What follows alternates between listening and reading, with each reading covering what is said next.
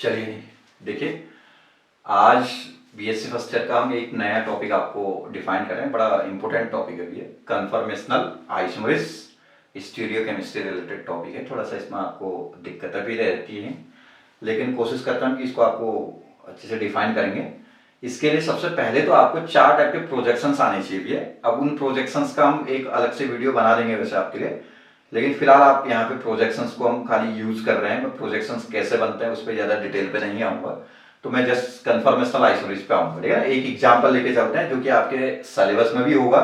बहुत बहुत इंपॉर्टेंट है, आने की पेपर में आने की प्रोबेबिलिटी बहुत ज़्यादा रहती है इसके। ठीक है, तो देखिए मैं एग्जाम्पल लेके चल रहा हूँ किसका, ब्यूटेन का। ठीक है ना, CH3 CH2 CH2 and CH3, इसको कहते हैं एन ब्यूटेन। एन मतलब क्या होता है, नॉर्मल ब्यूटेन। स्ट्रेट चेन में आपका 4 के 4 कार्बन है तो उसको कहा जाता है एन ब्यूटेन, जिसमें दूसरा कार्बन ये है C2 और ये है C3।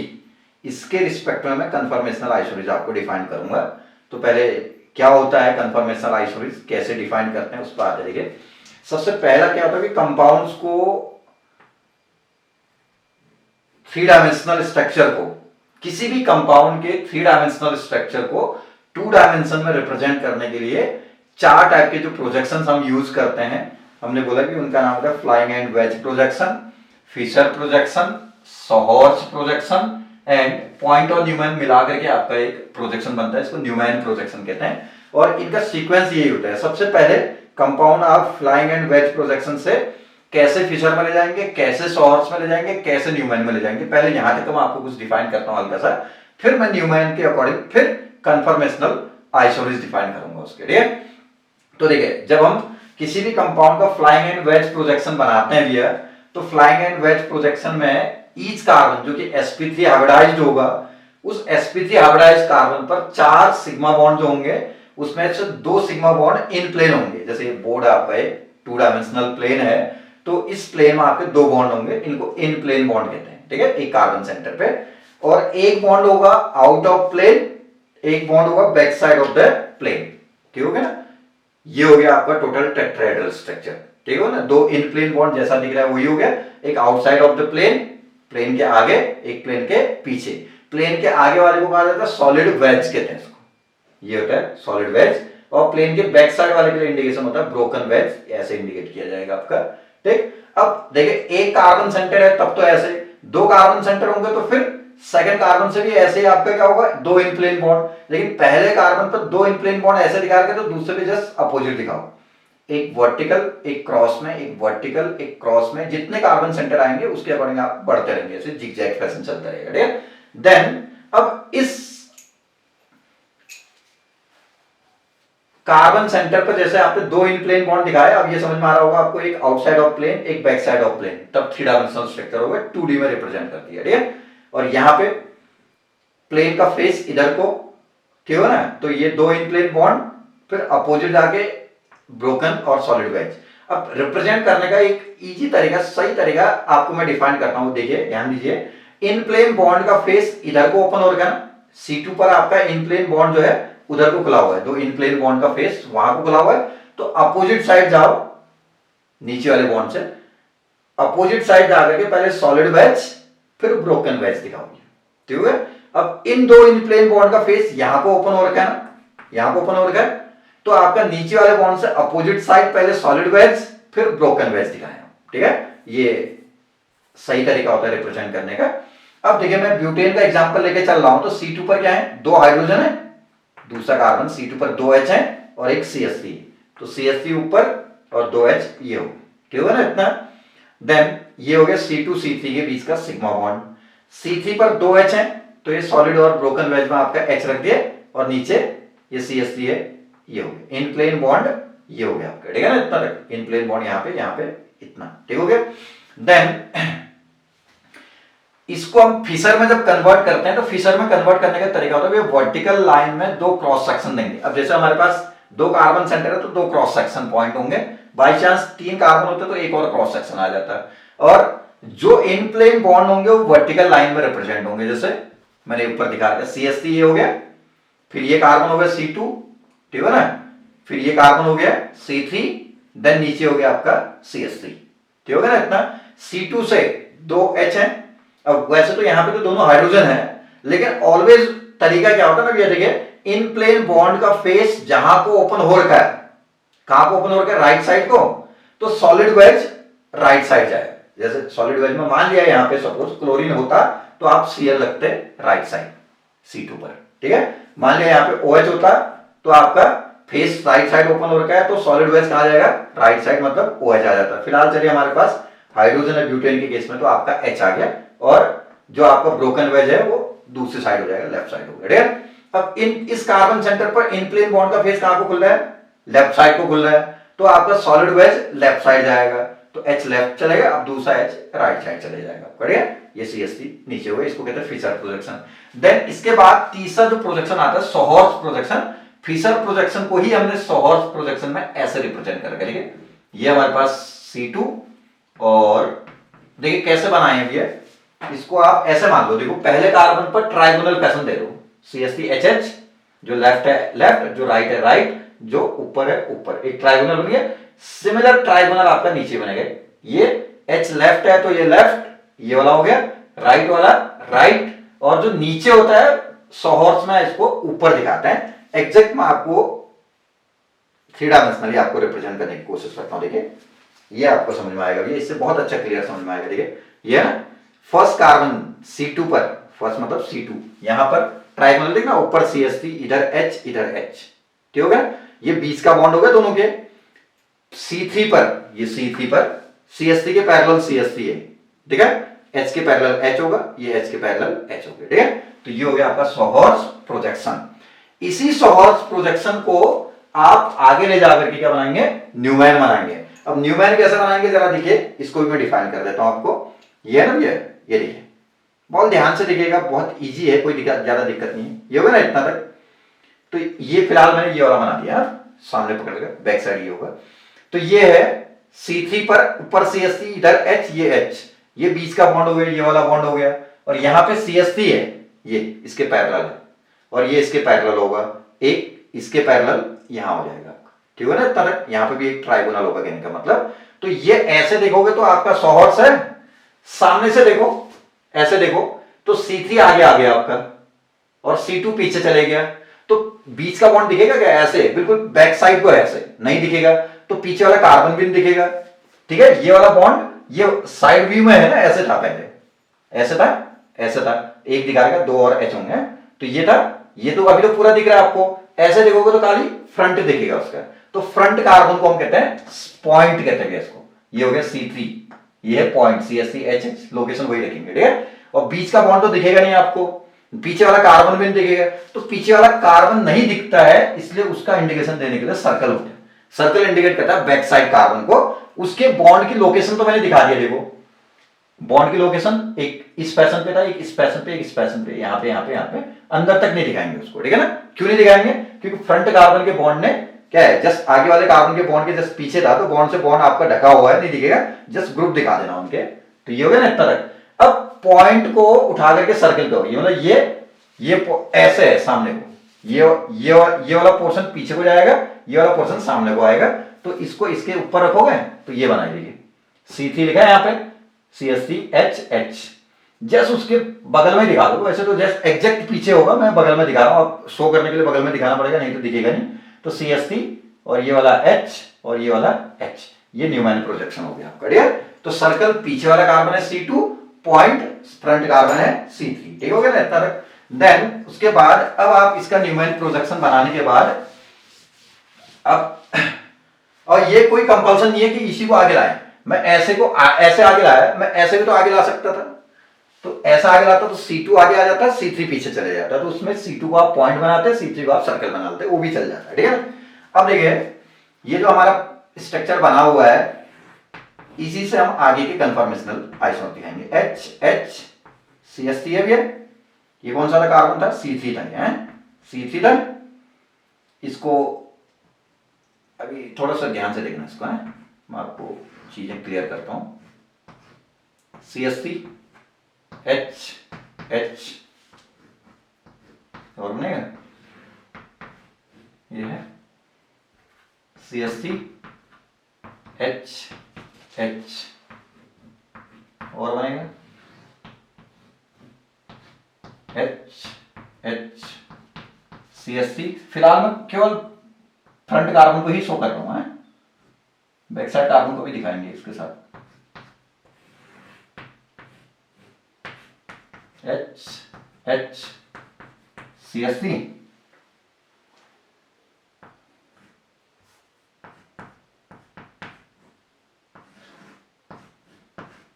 ये हो गया CH3 H एंड H।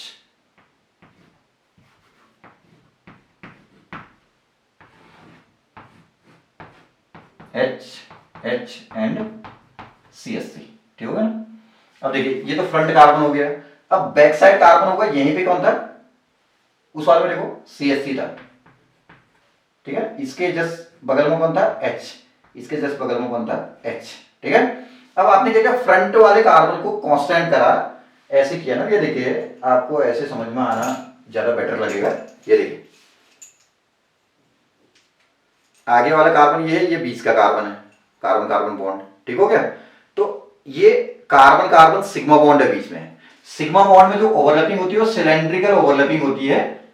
तो सिलेंड्रिकल ओवरलैपिंग है तो रोटेशन भी करोगे तो टूटेगा नहीं बॉन्ड। जैसे आप ऐसे समझो इसको, ये है ना, इधर से एक कार्बन का बॉन्ड, जैसे सिग्मा बॉन्ड बना तो इस कार्बन का ऑर्बिटल, इसका ऑर्बिटल आपस में ऐसे ओवरलैप किए हुए हैं। तो यहां पे आप जहां पे ओवरलैपिंग रोटेट करोगे तो एक को फिक्स कर लोगे, एक को रोटेट करते रहोगे ऐसे 360 तक, पूरा ऐसे 360 तक आप रोटेट करते रहोगे। तो यहां पर हम वही कर रहे हैं। देखिए अब आपको ये पिक्चर दिखाऊं तो देखो, फ्रंट कार्बन को आप ऐसे रखो, फ्रंट कार्बन पूरा अपनी जगह पे ही है। देन ये बैक साइड कार्बन होगा ना ऐसे, ये फ्रंट है, बैक साइड कार्बन, बीच का सिग्मा बॉन्ड है, सिग्मा बॉन्ड के रिस्पेक्ट में रोटेशन हो जाएगा। तो पीछे वाला कार्बन रोटेट करेगा ऐसे पूरे में, ठीक है ना। तो उसके बॉन्ड भी रोटेट करेंगे, जैसे एक बॉन्ड यहाँ पे, एक यहाँ पे, एक यहाँ पे है, तो ये रोटेट करेगा, तो ये वाला बॉन्ड भी रोटेट करेगा और तीसरा वाला बॉन्ड भी रोटेट करेगा, ठीक है।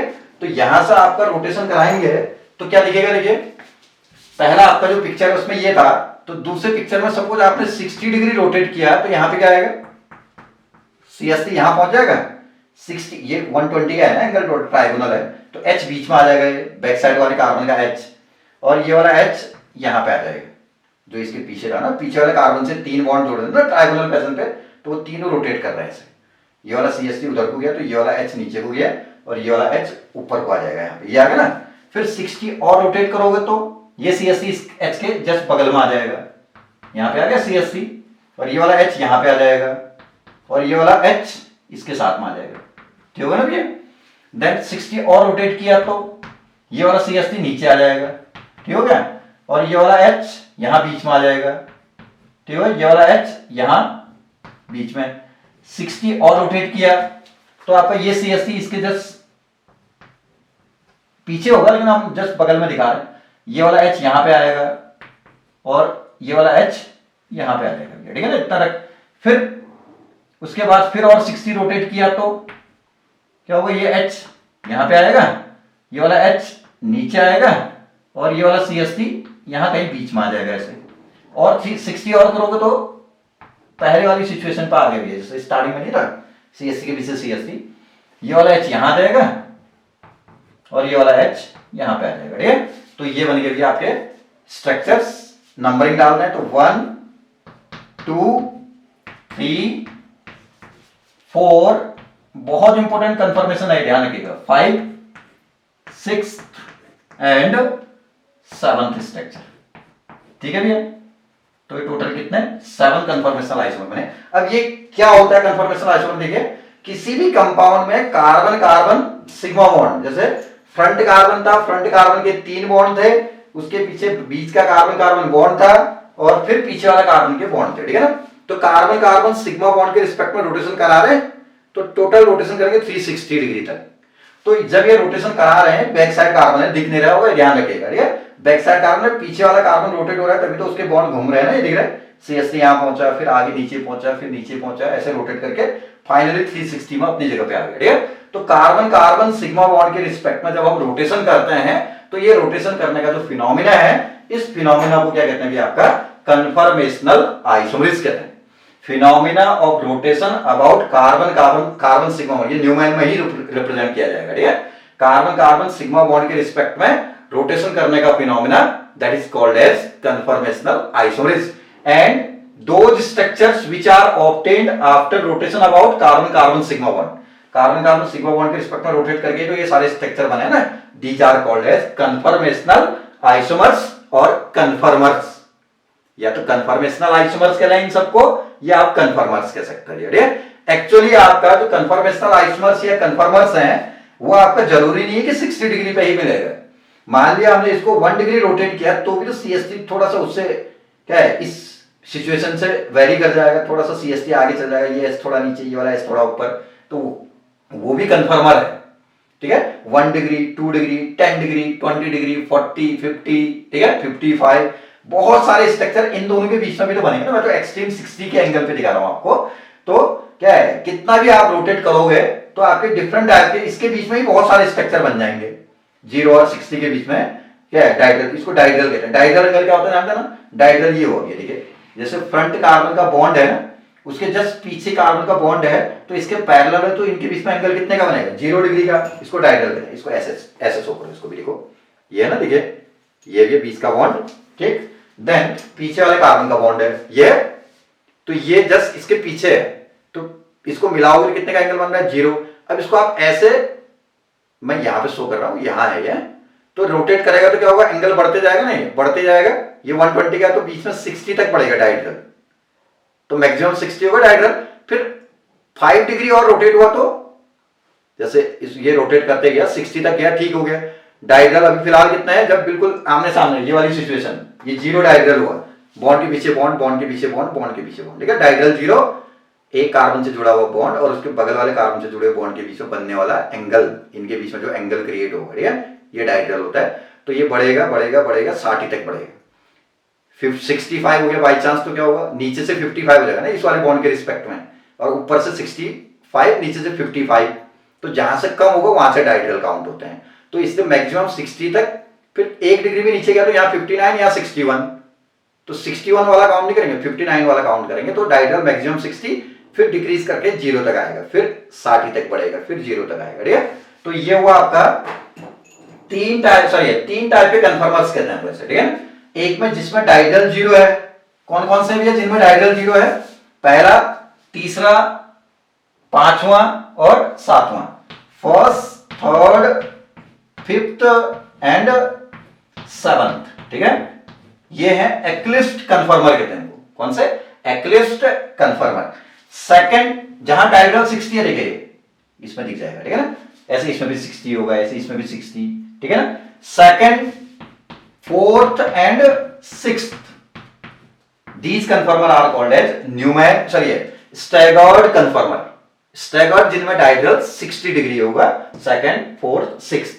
एक्लिप्स्ड जिनमें dihedral 0, first, third, fifth and 7th one, ठीक है ना। और अब किसी में डायड्रल मान लिया 10 डिग्री रोटेट किया तो डायड्रल आपका 10 डिग्री होगा ना, तो न तो 60 है ना 0 है, 0 होगा तो एक्लिप्स कहते हैं, 60 होता तो स्टैगर्ड कहते हैं, तो उनको कहते हैं स्क्यू, क्या, स्क्यू कन्फर्मर कहते हैं इनको, ठीक है ना। तो 3 टाइप के कन्फर्मर बन सकते हैं, एक तो स्टैगर्ड जो मैंने बोले ये, और एक एक्लिप्स ये, और एक तीसरा स्क्यू कन्फर्मर, ठीक है। अब बात करते हैं भैया इनके क्या है, स्टेबिलिटी का, ठीक है। तो देखिए जो आपके स्टैगर्ड कन्फर्मर हैं वो ऑलवेज मोर स्टेबल होते हैं। देखिए जो स्टैगर्ड कन्फर्मर्स हैं, second, fourth, sixth, more stable compare to eclipse conformer. क्यों, इसका एक रीजन सिंपल सा, देखिए स्टैगर्ड कन्फर्मर, कोई भी स्टैगर्ड, सेकंड, फोर्थ, सिक्स्थ सारे stable, more stable first, third, fifth and 7th one से, ठीक है। तो देखिए क्यों स्टैगर्ड वाले ज्यादा स्टेबल, क्यों एक्लिप्स वाले लेस स्टेबल, उसका एक सिंपल सा रीजन ये देखिए। एक्लिप्स में मैंने कहा कि ये डायड्रल 0 है, तो बॉन्ड के पीछे बॉन्ड है, इस बॉन्ड का इलेक्ट्रॉन पेयर उसके पीछे वाले कार्बन के बॉन्ड के इलेक्ट्रॉन पेयर आमने सामने है, तो बॉन्ड पेयर रिपल्सन होता है। इस रिपल्सन के कारण क्या होता है, स्टेबिलिटी डिक्रीज हो जाती है, लेस स्टेबल हो जाता है, इसलिए सारे एक्लिप्स में बॉन्ड पेयर रिपल्सन रहेंगे, इसलिए वो लेस स्टेबल। स्टैगर्ड में ये है सिचुएशन, ठीक है ना, आगे वाले कार्बन का ये बॉन्ड है तो पीछे वाले कार्बन का एक बॉन्ड इनके बीच में होगा, एक इनके बीच में होगा, एक इन दोनों के बीच में होगा 60 में, ठीक है। तो आपका क्या है, बॉन्ड के सामने कोई बॉन्ड नहीं है, 60 के एंगल पे है, ठीक है ना, तो इसके सामने कोई नहीं, इसके पीछे कोई नहीं है, ठीक है, तो इसलिए बॉन्ड पेयर रिपल्सन जैसे 60 पे तो मैक्सिमम है रिपल्सन, धीरे धीरे वेरी करेगा तो बॉन्ड पेयर रिपल्सन कम होता जाएगा, 60 पे बिल्कुल मिनिमम रिपल्सन होगा, इसलिए आपका क्या होगा, बॉन्ड पेयर रिपल्सन की अब्सेंस के कारण स्टैगर्ड मोर स्टेबल और बॉन्ड पेयर रिपल्सन की प्रेजेंस के कारण एक्लिप्स लेस स्टेबल, ठीक है। अब बात करते हैं कि एक्लिप्स भी हमारे पास कितने थे, 4 थे ना, उसमें से फर्स्ट एंड 7, एक्चुअली ये फर्स्ट एंड 7 तो आपका एक्चुअली एक ही है, ये आपका लीस्ट स्टेबल होगा। इसमें बॉन्ड पेयर रिपल्सन तो एक बॉन्ड के पीछे एक कार्बन, फ्रंट कार्बन का एक बॉन्ड है, पीछे वाले कार्बन का बॉन्ड भी तो उसी के पीछे है ना, जस्ट मैं बगल में दिखा रहा हूं, तो बॉन्ड पेयर रिपल्सन तो है ही है, लेकिन दो बल्कि ग्रुप भी तो एक के पीछे एक है ना, तो बल्कि ग्रुप भी एक के पीछे एक है, तो क्या होगा, उससे भी आपका क्या होगा, रिपल्सन रहेगा, तो बल्कि ग्रुप भी एक के पीछे एक होंगे तो रिपल्सन होगा, इसलिए आपका क्या होगा, स्टेबिलिटी इसमें क्या होगा, लीस्ट होगा, स्टेरिक रिपल्सन होगा, दो बल्कि ग्रुप का रिपल्सन स्टेरिक रिपल्सन, वो स्टेरिक रिपल्सन इसमें भी होगा, इसलिए ये दोनों आपका लेस स्टेबल। अब जबकि ये भी एक्लिप्स है, लेकिन यहाँ बल्कि ग्रुप के पीछे H है, छोटा ग्रुप है, यहाँ H के पीछे बल्कि ग्रुप है, तो दो बल्कि ग्रुप एक के पीछे एक नहीं है, यहाँ पे इसमें क्या है, एक CH3 है, उसके पीछे वाले कार्बन से भी CH3 है, CH3 आमने सामने है, इससे रिपल्सन बहुत ज्यादा है, इसलिए आपका लीस्ट स्टेबल फर्स्ट एंड 7। इनमें आपका थर्ड एंड फिफ्थ जो है, उनमें आपका बॉन्ड पेयर रिपल्सन तो है, लेकिन स्टेरिक रिपल्सन नहीं है। स्टेरिक रिपल्सन क्यों नहीं है, CH3 के पीछे H है, यहाँ H के पीछे CH3 है, ठीक है ना, तो आपका लीस्ट स्टेबल कौन, फर्स्ट एंड 7, उससे ज्यादा स्टेबल कौन, थर्ड एंड फिफ्थ, क्योंकि एक्लिप्स 4 के 4 लेस स्टेबल, तो उसमें से ये थोड़ा सा ज्यादा लेस स्टेबल है, ये थोड़ा सा मोर स्टेबल है, इनसे ज्यादा स्टेबल कौन होगा, देखिए गॉज सबसे ज्यादा स्टेबल ये फोर्थ है, ये वाला, ठीक है ना, क्योंकि यहां पे दोनों CH3 अपोजिट हैं, अब होने को ये भी स्टैगर्ड है, ये भी स्टैगर्ड है, सेकंड और 6 जो है, लेकिन यहां CH3 60 के एंगल पे है, तो कुछ तो रिपल्सन हो सकता है, लेकिन यहां बिल्कुल ही जस्ट अपोजिट है, तो आपका बिल्कुल रिपल्सन नहीं होगा यहाँ पे दो CH3 का, इसलिए आपको मोस्ट स्टेबल कौन होगा, फोर्थ, उससे थोड़ा कम कौन, ये दोनों second and 6, these are called as gauche conformer है, सेकंड एंड, अभी इनके नाम में बताता हूं, आपका फोर्थ सबसे ज्यादा, सॉरी सिक्स्थ है, सिक्स्थ, और सबसे ज्यादा स्टेबल कौन सा है, फोर्थ वाला, ठीक है, तो जो फोर्थ वाला है, जो सबसे ज्यादा स्टेबल है, ये एंटी स्टैगर्ड, स्टैगर्ड तो है, उसमें भी बल्कि ग्रुप अपोजिट है, तो एंटी स्टैगर्ड, फिर सेकंड एंड सिक्स्थ वाले को कहते हैं गॉज कन्फर्मर कहते हैं इनको, ये नॉर्मल एक्लिप्स हुआ, और फर्स्ट एंड 7 जो है वो फुली एक्लिप्स, बॉन्ड पे रिपल्सन भी है, स्टेरिक रिपल्सन भी है, तो इनको fully eclipse, normal eclipse, gauche and anti staggered conformer, ठीक है, तो ये हो गया हमारे पास कन्फर्मेशनल आइसोमर। अब चाहे तो अब जिसका स्टेबिलिटी जितना ज्यादा हो, उसके अकॉर्डिंग हम उसका क्या कर सकते हैं, पोटेंशियल एनर्जी पिक्चर बना सकते हैं, देखिए कैसे बन जाएगा, देखिए ये ना, ये आपका एंगल ऑफ रोटेशन, ठीक हो गया, और यहां पोटेंशियल एनर्जी, पहला स्ट्रक्चर हमारा कौन सा था, वहां इससे पहले वाले उसमें देख लीजिएगा, पहला स्ट्रक्चर था आपका फुली एक्लिप्स, तो फुली एक्लिप्स लीस्ट स्टेबल है, तो एनर्जी क्या होगी, मैक्सिमम, जो जितना कम स्टेबल उसकी एनर्जी उतनी ज्यादा। फिर दूसरा बना था हमारा गॉज, ये हो गया, तीसरा बना था आपका नॉर्मल एक्लिप्स, चौथा बना था आपका एंटी स्टैगर्ड, ठीक है ना, पांचवा बना था आपका फिर नॉर्मल एक्लिप्स, छठा बना था आपका गॉज, 6th वन, और 7th वाला फर्स्ट की तरह था फुली एक्लिप्स, ठीक है, तो ये हो गया आपका एंटी स्टैगर्ड, सबसे कम एनर्जी लेवल पे, तो मोस्ट स्टेबल हुआ, ये एंगल ऑफ रोटेशन है, ठीक है ना, यहाँ पे 0 पे थे, 60 रोटेट किया ये बना था, फर्दर 60 किया ये बना, मतलब 120 पे पहुंच गए, या 180 पे पहुंच गए, और यहाँ 240 पे पहुंचे, यहाँ 300 पे पहुंचे, और लास्ट 360 कंप्लीट हो गया रोटेशन भी आपका, ठीक है, तो ये इसकी एनर्जी के रिस्पेक्ट में ये जो एनर्जी है 0.9 किलो कैलोरी, गॉज की एनर्जी ज्यादा होती है इससे, एंटी स्टैगर्ड से, और ये होती है 3.8, नॉर्मल एक्लिप्स जो है 3.8 किलो कैलोरी ज्यादा है, और एंटी स्टैगर्ड के रिस्पेक्ट में जो आपका कौन होगा, फुली एक्लिप्स होगा, उसकी 4.5 किलो कैलोरी एनर्जी ज्यादा होती है इसका मतलब ये लीस्ट स्टेबल होगा, ठीक है। तो ये भी आपका पोटेंशियल एनर्जी डायग्राम, ये इनका एनर्जी क्या है, स्टेबिलिटी का ऑर्डर, और ये कन्फर्मेशनल आइसोमर का रिप्रेजेंटेशन। तो आई होप कि आपको कन्फर्मेशनल आइसोलेट ब्यूटेन का समझ में आ गया, तो औरों का भी बना लेंगे, इजीली हो जाएगा, ठीक है ना। इसको अच्छे से वॉच करिएगा, फिर नेक्स्ट टॉपिक में फिर बढ़ते हैं, ठीक है ना। चलिए, थैंक यू।